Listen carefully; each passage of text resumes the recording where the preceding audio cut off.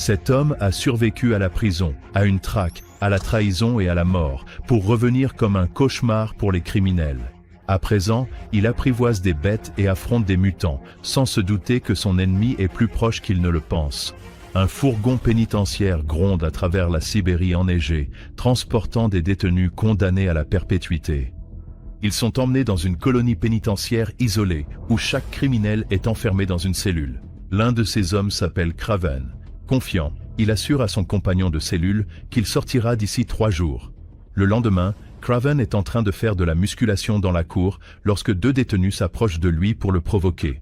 Craven s'occupe d'eux rapidement et sans hésitation.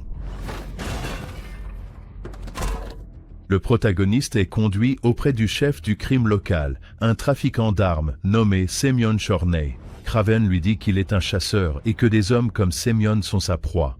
Après cela, il arrache un croc du tapis en peau de tigre et élimine le chef du crime, ainsi que ses acolytes en quelques secondes. Craven neutralise un garde, grimpe sur le toit et arrache la grille d'une bouche d'aération. Le camp pénitentiaire est placé en confinement. Un convoi entier poursuit Craven, mais il parvient à esquiver les tirs et à s'échapper. Une tempête de neige commence et un loup affamé s'approche de Craven. Étrangement, le prédateur hésite à attaquer l'homme. Bientôt, un avion arrive pour récupérer le personnage principal. Craven raconte au pilote comment il s'est échappé et efface le tatouage de prison de son cou. Plus tard, les gardes découvrent un corps dans la neige, portant le même tatouage, et supposent qu'il s'agit de Craven. Nous revenons 16 ans en arrière. Craven et son frère fréquentent tous les deux une académie prestigieuse. Un jour, leur père Nikolai arrive et emmène les garçons avec lui. Il leur explique que leur mère est décédée, mais au lieu d'assister à ses funérailles, ils partent pour une grande chasse. Nous faisons la connaissance d'une fille nommée Calypso. Sa grand-mère lui apprend à utiliser les cartes de tarot pour prédire l'avenir. De plus, elle donne à la jeune fille un élixir mystérieux capable de guérir toute maladie et d'ouvrir la porte vers un autre monde. Calypso prend une des cartes et entend un coup de feu. C'est le père de Craven qui montre à ses fils comment chasser correctement. À ce stade, le protagoniste ne s'appelle pas encore Craven. Il s'appelle Sergei Kravinov et son frère s'appelle Dmitri. Nikolai dit au garçon de ne pas avoir peur de la mort. La seule chose que l'on devrait craindre, c'est l'être humain. Le soir venu, les frères installent leur campement et avouent qu'ils détestent leur père. On entend le rugissement d'un lion au loin, mais Nikolai l'écarte avec arrogance, affirmant que ce n'est qu'un lionceau. Le matin arrive et la chasse reprend. Nikolai humilie son associé, Alexei, le traitant de trop faible et d'indigne d'être son partenaire. Sergei et Dmitri prennent du retard sur le groupe et se retrouvent face au même lion. Craven vise le prédateur, mais n'arrive pas à appuyer sur la gâchette. Un coup de feu retentit, mais c'est son père qui a tiré. Le lion blessé bondit sur le personnage principal, plante ses crocs dans lui et emporte le garçon dans la savane. Pendant ce temps, Calypso est en voiture avec ses parents. Elle examine attentivement l'une de ses cartes de tarot, puis saute soudainement du véhicule et court dans la savane. Là, elle trouve le lion et Sergei, grièvement blessés. Lorsque la bête finit par battre en retraite, Calypso se précipite vers le garçon et verse quelques gouttes de l'élixir magique de sa grand-mère dans sa bouche. Bientôt, un hélicoptère arrive et emmène Sergei à l'hôpital. Avant qu'il ne parte, Calypso donne au garçon sa carte de tarot. Son cœur s'arrête pendant le vol, et les médecins n'arrivent pas à le ranimer. Mais grâce à l'élixir magique, le jeune garçon revient soudainement à la vie.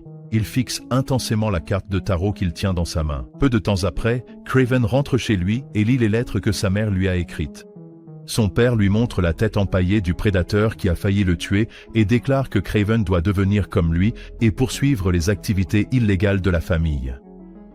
Foudrage, Craven s'en va en trombe. Il remarque un grand oiseau de proie qui tape à la fenêtre de sa chambre. Cette même nuit, le jeune garçon fait ses bagages et tente de s'échapper par les toits. Il glisse et tombe, mais atterrit légèrement, tel un chat.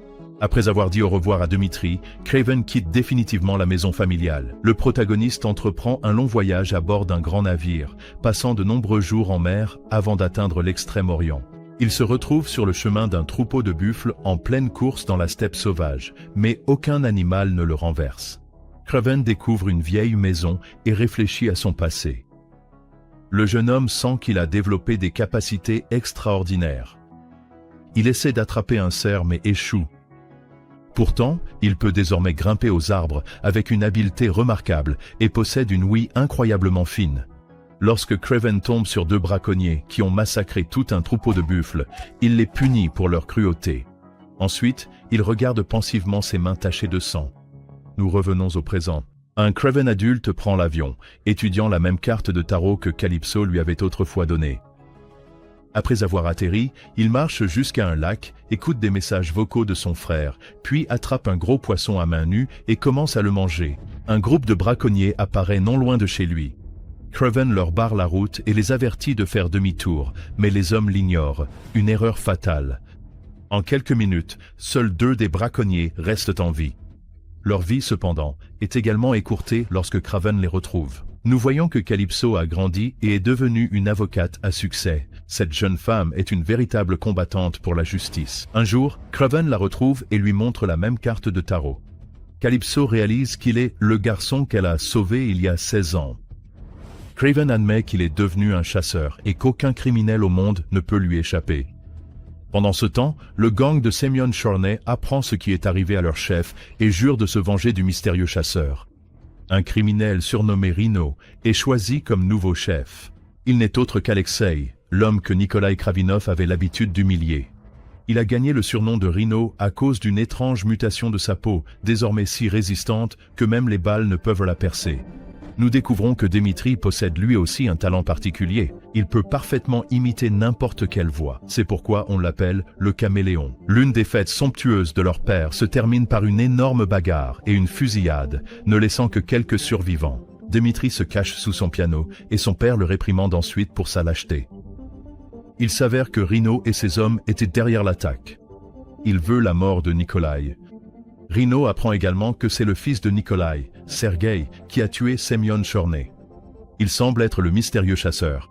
Kraven se rend à Londres pour l'anniversaire de son frère Dimitri. Les frères discutent de la fusillade dans la boîte de nuit, et Dimitri avoue qu'il a paniqué et s'est caché sous le piano. Nikolai ne tarde pas à arriver. Kraven serre à contre-cœur la main de son père et la famille lève son verre pour célébrer l'anniversaire de Dimitri. Kraven passe la nuit à dormir dehors et retourne à l'appartement de son frère le matin pour découvrir que Dimitri a disparu. Il a été enlevé par les mercenaires de Rhino.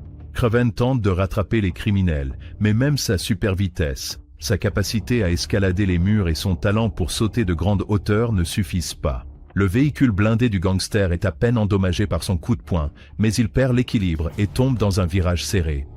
Kraven est déterminé à arrêter l'hélicoptère qui emporte Dimitri. Il neutralise l'un des hommes armés et s'accroche à l'échelle de fortune faite de toile. Malheureusement, quelques instants plus tard, il percute une bouée en mer et chute dans l'eau. Kraven se précipite vers Calypso et lui demande son aide.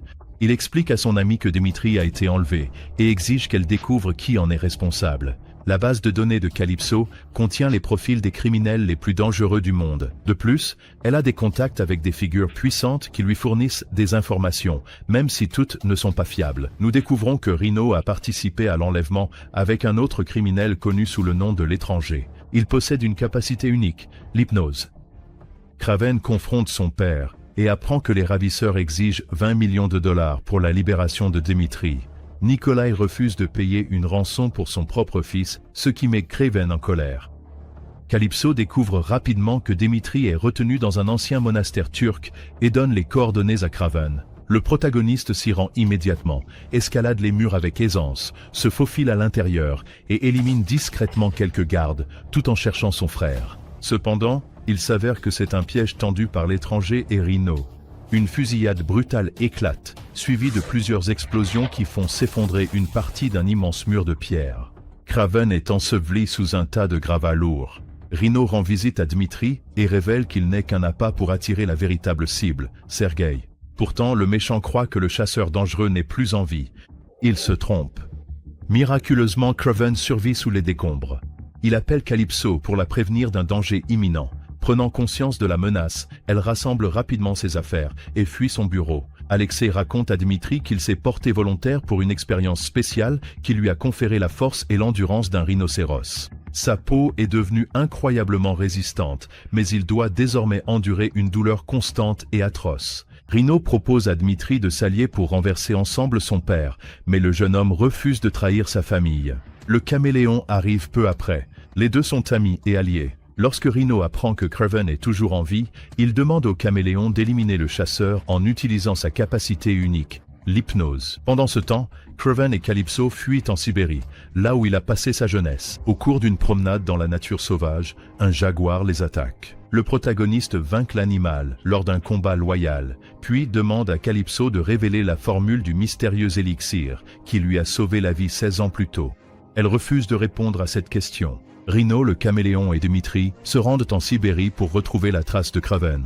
Les criminels sont déterminés à l'éliminer, alors ils emmènent avec eux toute une unité de force spéciale. Soudain, le même jaguar les attaque. Profitant du chaos, Dimitri s'échappe dans la forêt. Kraven s'y cache également, dissimulé. Il neutralise sans effort toute l'unité de mercenaires grâce à une série de pièges ingénieusement installés. Un hélicoptère apparaît au-dessus d'eux et largue une cargaison d'explosifs sur Kraven. Le protagoniste parvient à s'enfuir, mais quelqu'un le touche avec une fléchette imprégnée de neurotoxines. L'homme perd immédiatement le contact avec la réalité et commence à avoir des hallucinations. Peu de temps après, l'étranger fait son apparition. Utilisant son hypnose, il bat brutalement Kraven et s'apprête à l'achever. Au dernier moment, Calypso sauve le protagoniste avec son arbalète. Elle élimine l'étranger et utilise son élixir pour la deuxième fois afin de ramener Kraven à la vie. Rhino retrouve la trace de Dimitri et le prend de nouveau en otage. Cependant, le véhicule du criminel est submergé par une ruée de buffles enragés. Alexei accepte pleinement sa transformation en Rhino et affronte Kraven dans un combat féroce. Kraven se rend compte qu'il ne peut pas vaincre un adversaire aussi puissant tout seul. La peau de Rhino est pratiquement impénétrable. Pour résoudre ce problème, Kraven attache Rhino à l'un des buffles déchaînés et l'envoie dans ce qui est habituellement un voyage sans retour. Survivre après cela est presque impossible. C'est alors que le protagoniste apprend que la personne qui avait fourni à Rhino toutes les informations le concernant était son père. Il retrouve la trace de Nikolai et exige des explications. L'homme admet qu'il a utilisé Kraven comme un pion pour se débarrasser de Rhino, qui était devenu son principal rival. Kraven vole en secret les munitions de Nikolai afin qu'il ne puisse pas vaincre un ours lors de sa prochaine chasse. Un an plus tard, Kraven rend visite à Dimitri et découvre que son jeune frère a volontairement hérité des affaires illégales de leur père. De plus, Dimitri a également commencé à participer à des expériences similaires à celle qui a transformé Alexei en Rhino. Dimitri dit à son frère qu'il ne vaut pas mieux que leur père et lui fait ses adieux. Il s'avère que sa nouvelle superpuissance est la capacité de changer d'apparence. Il est devenu un véritable caméléon. Kraven rentre et trouve une note de Nikolai, avec un gilet fabriqué avec la peau du lion qui l'avait attaqué. Il enfile le cadeau de son père,